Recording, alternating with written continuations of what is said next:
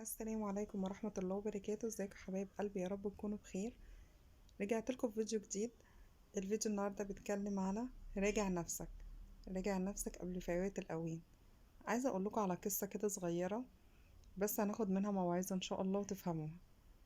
سيدنا يونس عليه السلام لما كان في بطن الحوت كان في عز النجاة وعايز ينجي نفسه بأي حاجة ويخرج من بطن الحوت، ما قالش يا رب خرجني، ما قالش يا رب ساعدني ان اخرج، ما قالش انا عايز اخرج يا رب ويا رب اغفر لي ويا رب سامحني ويا رب ويا رب وطلعني من الازمه اللي انا فيها، ما قالش كده. هو قال دعاء. الدعاء دوت استغربت جدا ان هو نجاه، رغم ان قال لا اله الا انت سبحانك اني كنت من الظالمين. قال الدعاء دوت وسبحان الله الدعاء اصلا ما فيهوش المنجي خالص، ما قالهوش يا رب نجيني، لا، دور على اللي شاف الدعاء وفسر لنفسه ان اني كنت من الظالمين، يعني شوفني انا كنت ظالم ولا لا. الدعاء اصلا كان مؤثر جدا ونجاه، وربنا رد عليه فقال له فنجيناه واستجبنا له، وفعلا ربنا نجاه من الازمه اللي هو فيها. فانا عايزه اقول حاجه، ان كل واحد في الازمه اللي هو فيها او في الغلط اللي هو فيه او في المشكله اللي هو فيها يراجع نفسه. راجع نفسك وقول انا عملت ايه، ايه اللي حصل، ايه اللي خلى الموضوع يوصل لكده. مش كل واحد يجي يقول المشكله من وجهه نظره وبس. واحدة تقول لي أنا حماتي ظلمتني وأخوات جوزي بهدلوني وعمتي عملت لي وأبويا خلالي وأختي عملت لي. راجعي نفسك، شوفي ايه اللي حصل من البداية وصلت الأمور لكده. الدنيا مش مستاهلة والله العظيم. واحدة قالت لي أنا عملت مشكلة كبيرة وممكن أكون غلطت، بس أنا مش عارفة إن الغلطة بتاعتي ممكن توصل الأمور لكده خالص. أنا كنت عاملاها بحسن نية واتفهمت غلط. المشكلة كانت بالنسبة لها إن هي كانت عند حماتها وكانوا بيحضروا الأكل، ومن كتر التعب اللي هي عملته طول النهار بتقولك روقت الشقة وعملت وكده، فالمهم ان انا المفروض اروح برضه هخلص عندي، هعمل اكل وجوزي ياكل. حماتي ما هنش عليها ان هي تقولي اقعدي يا بنتي هعملك الغدا وهناكل كلنا سوا. رحت وعكيت نفسي تاني وتعبت قوي قوي قوي وعملت شغلي. وجي جوزي بالليل زعل مني ان هو طلبني وانا ما قعدتش معاه من كتر التعب اللي انا كنت فيه. محدش حس بيا وبتعبي. عايزه اقولك على حاجه، انت ليه جايه على نفسك؟ ليه ما تعمليش لنفسك يوم، اليوم اللي انت رايحه عند حماتك شقتك تكون كانت متوضبه واكل عندك؟ ليه تجهزي نفسك ان انت تشتغلي هنا وتشتغلي هنا؟ وحماتك مش غلطانه، هي مش غلطانه، هي طلبت منك ان انت تعملي وانت وافقتي، انت اللي جيتي على نفسك وقلتي ماشي وساعدتيها وقمتي عملتي اللي هي عايزاه. هي ما قالتلكيش اقعدي، مش معنى ان هي ما قالتلكيش اقعدي وهي بتكرهك او ان هي مثلا تقول لا، هي حره تروح لبيتها. بصوا للامور من وجهة نظركم، مش انتوا بس. المشكلة بيبقى فيها كذا طرف، انت ممكن تكوني فاهمة حاجة تانية وهي فهمت حاجة تانية. وكمان انا كذا مرة اقول في فيديو محدش يجي على نفسه يا جماعة، صحتك برضو بالدنيا. كل حاجة اعمليها بالراحة ومفيش حاجة هتتعمل في لحظة يعني. ده ربنا سبحانه وتعالى خلق الدنيا في 7 ايام، يعني كان قادر ان هو يعملها في يوم واحد. فانتي صحتك ويرتبي امورك، لان كانت تقولك انا بقوم من النوم بتطلبني وبنزل لها. وخلي يوم حماتك اليوم اللي هو اصلا انتي شقتك رايقه فيه، خلي اليوم اللي انتي عايزاه، اللي راحتك فيه. دوري على جسمك وعلى صحتك وما تجهديش نفسك قوي، يعني محدش هيستاهل حاجه والله. دي حاجه. وحاجات كتير كنت عايزه اقولها، اقول ان الواحد لما يغلط في حد ما تروحي قولي معلش، روحي قولي انا اسفه، روحي قولي انا ما كنتش اقصد. ليه بنتكابر؟ ليه بنستنى ان احنا مثلا انا غلطانه ومستنيه هي اللي تيجي تتاسف لي؟ لا، انا ما غلطتش، هي اللي عملت وانا هنا عملت والله ما كانت قصدي. ليه نكبر الامور؟ بنعاند في بعض ونفضل ماسكين في بعض ونقول لا انا ما هعملش كده وهي اللي عملت وهو اللي عمل وهي اللي خلت. الدنيا بتكره بعضيها والله العظيم، والامور بتتحط على بعضها ومتبقيش قادره تحل الموقف اللي انت بتعمليه. يا جماعه احنا لازم نتعلم ان احنا حتى عند ابتلاء ربنا سبحانه وتعالى ان احنا نصبر نفسنا. ودوري على الغلط اللي انت بتعمليه، شوفي انت غلطتي في ايه. قولي انا مش هزعل حماتي مني، مش هزعل جوزي مني. قولي انا غلطت في كذا، المفروض انا اللي كنت اعمل كذا، المفروض انا ما كنتش قلت كذا، المفروض ما كنتش قمت عملت كذا. دوري على نفسك وعلى الغلط اللي انت بتعمليه الاول، لان ممكن تكوني انت غلطتي وفاكره ان قدامك هو اللي غلط، وبتزعلي وتبني زعل على اساس ان انت اللي غلطانه. الدنيا والله العظيم ما مستاهله، كله بيعدي وكله بيجي في لحظه كده ويقولك ايه يا ريتني عملت، الامور كبرت مني وما كنتش عارفه كده. انا قلت اتكلم معاكم، ومني برضو بشجعكم في السقعه اللي احنا فيها دي.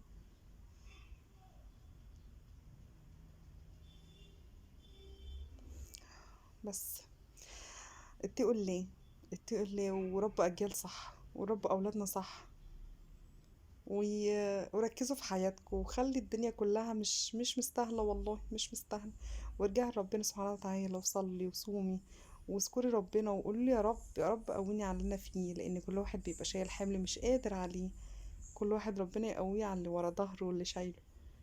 ادعي ربنا كتير وصلي. واي ازمه بتحصل لك هي بتعدي، انت بتتعلمي منها وبتقولي يا ربي هي قوتني وخلتني اقوى من الاول. تعالي شوفي واحد من كتر الازمات اللي هو كان بيحصل له، وواحد تاني خالص حصل له مشكله واحده. تعالي اسمعي رأي دوت وتعالي اسمعي رأي دي، هتلاقي فعلا الرأي مختلف خالص. ان الواحد من كتر الازمات بيتعلم وبيوعى اكتر. وانا قلت كذا مره ان بيت الحما دوت هو تربيه مش زي تربيتك. انت متربية على أسس ومبادئ وهم متربيين على أسس ومبادئ. مش انت اللي هتيجي تغيري الكون، يعني مش انت اللي هتقولي لا انا عايزة حماتي تمشي على نظامي واخوات جوزي يمشي على نظامي. اكيد لا. انت داخلة بيت عادات وتقاليد تاني خالص، غير ماما وبابا، غير اخواتك، غير البيئة اللي انت طلعتي منها. فانت لازم تستجابي لده. زي ما احنا في الثانوي او في الاعدادي كان لنا اصحابنا، طبعا كان في صاحبة بنتضايق منها قوي وبتنرفزنا وتحرق دمنا، وصاحبة تانية بنرتاح لها وبنحب نتكلم معاها. ليه؟ عشان خاطر انتي دورتي على راحتك. طبعا الصحبة اللي بتنرفزك وبتضايقك انتي بعدتي عنها ومرضتيش تصاحبيها عشان خاطر انتي مش مرتاحة معاها. هو بيت الحما كده. طبعا مش هتلاقي كل بيريحك، ومش هتلاقي كل اللي انت عايزاه فيه. وكل حاجة في الأصول يا جماعة لو انتوا استأثرتوا الموضوع من الأول هيبقى حل كويس. واللي هو ان انا هنزل يوم وان احنا هنطمن ونتكلم مع بعض وازيك الله يسلمك. حياة بيت بابا وحياة بيت ماما ما تدخلش ببيت حماتي خالص. محدش هيهمه امري، يعني ولا مامتي عملت ولا اخويا عمل، لا. الامور دي مقفولة عليها وفي بيتكم وبس، عشان ما ترجعيش تندمي بعد كده. العادات والتقاليد هي حاجة، هما حاجة واحنا حاجة. فاحنا بالحبايب كده وبالعسل ونحب بعضينا، والحاجات اللي هي العادية اللي احنا نتكلم فيها، وحماتي وجوزي والكلام دوت، بس كل حاجة ايه في الحدود، عشان طبعا ما نخسرش الدنيا. وطبعا كل اكترية المشاكل بتبقى في الازواج هي مامته واخواته. بس لو استأثرتي الامور دي في الاول هترتاحي، وان حسيتي ان انت الحاجة دي تعباكي وريحتي نفسك هتلاقي نفسك ارتحتي بعد كده. ربنا يريح قلوبنا كلنا يا رب. والامر والله مش مستاهل، كل حاجة معدية، وهي حاجة عادية خالص يعني. بس اهم حاجة ان احنا نطلب النجاة من ربنا سبحانه وتعالى ينجينا من كل شر. وطبعا الدعاء اللي احنا بادئين بيه طبعا نقوله طول الوقت، طول الوقت وانت بتروقي وانت بتكنسي وانت بتعملي، طول الوقت تقولي لا اله الا انت سبحانك اني كنت من الظالمين. ده الدعاء المنجي سيدنا يونس. تخيلي بقى الدعاء دوت نجيه. ربنا هينجينا ان شاء الله باذن الله برضو من الدعاء ده. اكسري منه، حاولي تقوليه كذا مره في اليوم، حاولي ان انت طول ما انت قاعده تقوليه. هنكسر منه هنلاقي نفسنا ارتحنا وهينجيكي والله العظيم. ممكن الشر جايلك من كتر الدعاء دوت هتلاقي الشر بعيد عنك، انت ما تعرفيش عنه، بس هتلاقي ربنا سبحانه وتعالى بينجيكي منه. بس كده حبايبي اتكلمت معاكم، كنت عايزه اقول لكم ان الحاجه مش مستاهله، وان احنا نكسر من الدعاء والصلاه برضه يا جماعه، نقرب من ربنا، لان ملناش حل الا هو، ملناش نجاة الا هو. ربنا يرحمنا يا رب. طبعا بصوا بقى النشاط اللي انا فيه، عملت واحده بقى ايه، بصوا بقيت اغسل واعمل وعايزه اتحرك باي طريقه. والحمد لله غسلت مواعين، كانت مواعين عندي كتير، بس دي طبعا يعتبر كانت مواعيد غدا يعني مش كتير قوي. بس بصراحه انا قلت بقالي كتير ما نزلتش، فقلت اشجعكم يعني نغسل مواعين مع بعض ونتكلم. طبعا لو في اي مشكله عايزين تنزلوها انا تحت امركم. وبالنسبة يا جماعة للغلو اللي احنا فيه والفلوس مش مقضية واحنا مش عارفين نعيش، واحنا معلش هو مش انت لوحدك الكل كده. والدعاء في البركة برضه. هقولك على حل جميل قوي هيخلي معاكي 10 جنيه من الجنيه بإذن الله. انزلي السوق وطلعي منها 2 جنيه زكاة. من 10 جنيه اللي معاكي طلعي 3 جنيه 5 جنيه، أقل حاجة طلعيها هتلاقي نفسك إن ربنا سبحانه وتعالى بيديكي البركة في مالك. ربنا يجعل البركة في بيتنا ومالنا يا رب إن شاء الله. طبعا الصدقة يا جماعة وإن انت تطلعي حاجة من الفلوس دي بتزود مالك وبتزود قرشك كمان. فانتوا حطيها في بالك، اول ما تاخدي مصروف البيت طلعي نسبة صغيرة جدا جدا، حتى لو كانت 5 جنيه، بنية ان احنا مطلعين صدقة عن منا ان ربنا يبارك فيه. وحاولي ان انت تجيبي الاساسيات بس، ابعدي عن الترفيه، او يعني او احنا مش هنفضل بعدين كتير، بس على الاقل الشهرين دول عقبال ما تظبطي امورك ان انت تمشيها ازاي. اي حاجة ترفه ابعدي عنها دلوقتي. يعني انت بتحبي تشتري الرز بلبن من بره، لا اعمليه في البيت. بحب اشتري قرص، حاولي تعمليها في البيت. عايزه اخرج العيال اوديهم ملاهي، معلش استني شويه.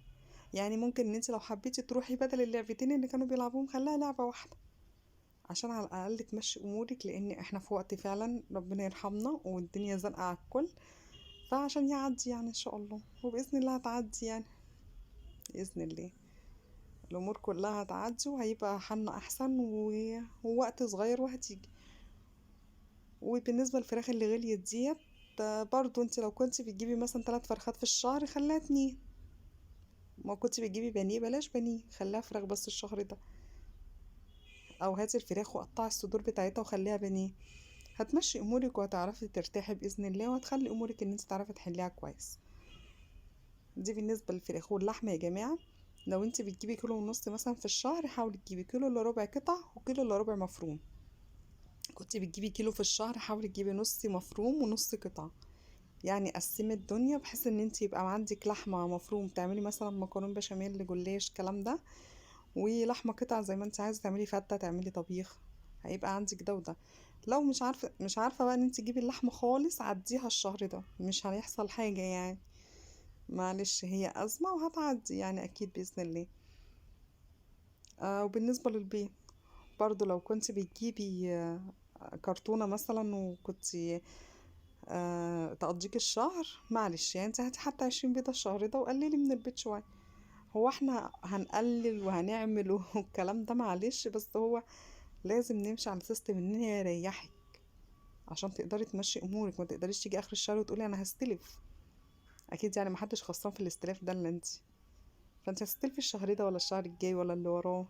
فعشان تمشي امورك وتبقى عارفه انت بتحلي ايه وتعملي ايه في بيتك، ابعدي عن الاستلاف. خلي الامور اللي مضطرة قوي، يعني اللي هي اتزنقت قوي فانا لازم ان انا استلف. نقول الدعاء بتاعنا: لا اله الا انت سبحانك اني كنت من الظالمين. لازم افكركم كده بحيث ان احنا نقوله على طول، وكمان انت تفكروني وانا افكركم يعني. بصوا غسلنا المواعين مفيش كام دقيقة واتغسلت. اهم حاجة في الشتا دي ان انت تشجعي نفسك بس. حتى والله العظيم انا عندي السخان مش بايظ، بغسلها بمية ساقعة يعني. بس اهو بتساعد برضه وبتشجع. خلصتها كلها وقلت اغسل الرخامة زي ما انتم شايفين كده. بالنسبة بقى الحاجات اللي هي الشيبسي والكاراتيه والسوبر ماركت دوت، انا عارفة اللي هو بيضيع فلوسنا على الفاضي. حاولي ان انت ما تنزليش اولادك معاكي. يعني انت مثلا رايحة مشوار مثلا السوق ولا حاجة، انزلي لوحدك سيبي الاولاد في البيت بحيث ان هما ما يشبطوش في حاجة انت تجيبيها. ولو الاولاد كبار شوية اتكلمي معاهم قولوا لهم ان احنا هنجيب، بس هنجيب حاجات قليلة عشان الفلوس. اتكلمي مع الاولاد هيفهموا. لو الاطفال صغيره حاولي ان انت تجيبي كرتونه بسكوت وسيبيها في البيت عندك. شوفي الكيك اللي هو بيحبه او البسكوت اللي هي بتحبه، وهاتي كرتونه منه هتبقى اوفر لك وكمان هتبقى في بيتك. ينزل معاكي اديله واحده في ايده عشان ما يشبطش في حاجه في السوبر ماركت وانت مش معاكي حقها يعني. هيبقى السوبر ماركت كده احنا وفرناه، وهيبقى الحاجات اللي احنا فيها تبقى قليله. ولو بتشتري شاي، حاجات في البيت كده مثلا مكرونة كده، حاولي ان انت تجيبي من حد بتاع جملة. هتجيبي وهاتي مثلا 10 5 بحيث ان انت تجيبي الحاجات دي تبقى موفرتي فيها. هتوفري الفلوس هتبقى قليلة في التوفير 3 4 جنيه، بس 3 على 4 التانيين هتلاقي نفسك هتجيبي حاجة تانية تاني، فهتملى بيتك. فدوري على الناس اللي هم بتوع الجملة اللي هم هيجيبوا حاجات حلوة. ولو انت بتجيبي الخضار جاهز من بره من واحدة بتعملهولك، حاولي ان انت على قد ما تقدري تجيبي انت الخضار، ومعلش اتعبي يوم هتلاقي نفسك وفرتي جامد وانت اللي عملتي حاجتك بايدك كمان. ولو انت شغالة خليها يوم اجازتك. لو بتجيب الكرنب من بره مسلوق، معلش الكرنب دلوقتي جميل جدا والموسم بتاعه واسعاره حلوه، حاولي ان انت تجيبيه وتسلقيه انت وقطعيه في البيت وخليه في الفريزر. هاتي البسله وقت غسلها دلوقتي، هاتي الجزر، حاولي تجيبي الحاجات ديت وهي خرطيها وحطيها في الفريزر. باذن الله هنزلكوا طريقه تخزين البسله انا بخزنها ازاي، بتقعد معايا سنه كامله مبيحصلهاش اي حاجه. في سبانخ دلوقتي برضو في السوق جميلة برضو، اغسليها وهاتيها وقطعيها وحطيها برضو في الفريزر. هاتي الحاجات اللي هي الموسم بتاعها دلوقتي، لان بحس ان شاء الله باذن الله لما يجي رمضان يبقى انت عندك حاجات كتير، لو قدرتي في يوم مش معاكي فلوس هتقدري تتصرفي وتعملي اكل. كمان دلوقتي البرتقال يا جماعة، يعني هاتي البرتقال البلدي ده، هاتي كمية 10 كيلو، هو رخيص، وبرضو قطعيه وحطيه في الفريزر. اعملي عصاير رمضان جايلك، حطي معاه جزر مسلوق لو بتحبي الجزر على البرتقال. يعني بصي الحاجات دلوقتي واملي. لو انت مش معاكي، لو بتنزلي السوق كل اسبوع هاتي حاجة واحدة. يعني انا نزلت الاسبوع دوت ومش معايا مثلا ياسمين، بقى مني مثلا 10 جنيه، بقى مني 7 جنيه، هاتي 2 كيلو برتقال وحطيهم في الفريزر.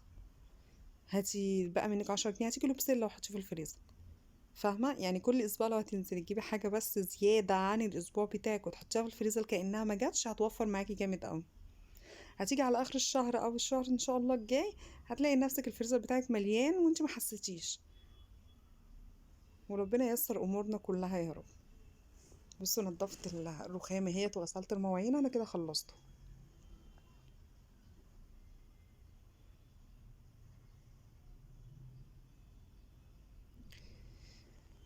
والبركه في مالنا برضو يا جماعه، ما تنسوش ان انتوا تطلعوا نسبه زكاه برضو او نسبه فلوس بنيه ان ربنا يبارك في المال.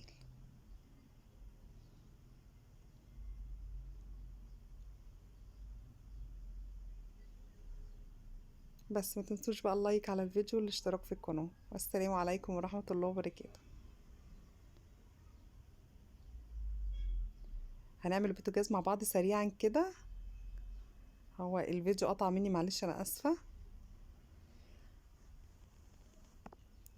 وحاولي على قد ما تقدري تلمي الدنيا كده ولمي امورك عشان الفلوس اللي معاكي وعشان الحاجه اللي معاكي تقدري ان انت توفري منها، ميبقاش معاكي الحاجه وتهلكي فيها.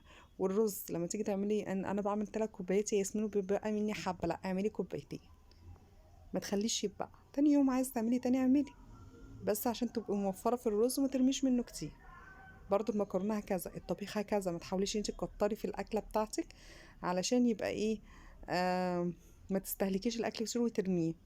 معلش احنا في وقت دلوقتي اصلا عايزين ان احنا ندبر وامورنا تبقى كويسه، بما اني عايزين نراعي ان القرش اللي معانا بمعنى اصح.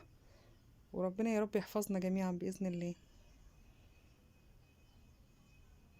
وبالنسبه للدروس برضو يا جماعه، اللي معهاش برضو دروس وفلوس دروس، عندك القنوات على اليوتيوب، حاولي تتعلمي، حاولي تدي لابنك منها. مش عارفه تتعلمي، دوري على حد ان يعني بسعر رمزي او سعر كويس، هتلاقي والله والله في مدرسين كتير ولاد حلال بيدوا باسعار كويسه وبيراعوا ضميرهم في شغلهم يعني. ربنا يقوينا ان شاء الله على اللي احنا فيه. حاسه كده انا لمعت الدنيا وكان فيديو خفيف وعملت الروتين معاكم، وانا اتبسطت جدا جدا ان انا بقالي كتير ما طلعتش معاكم وافرح قوي لما بقعد اتكلم وبتشجع بيكم. انا عايزه بقى التشجيع بالله عليكم تحطوا لي لايك على الفيديو، ولو انت اول مره تشوفيني اشتركي في القناه. بس كده انا خلصت الفيديو بالنسبه لي، والسلام عليكم ورحمه الله وبركاته.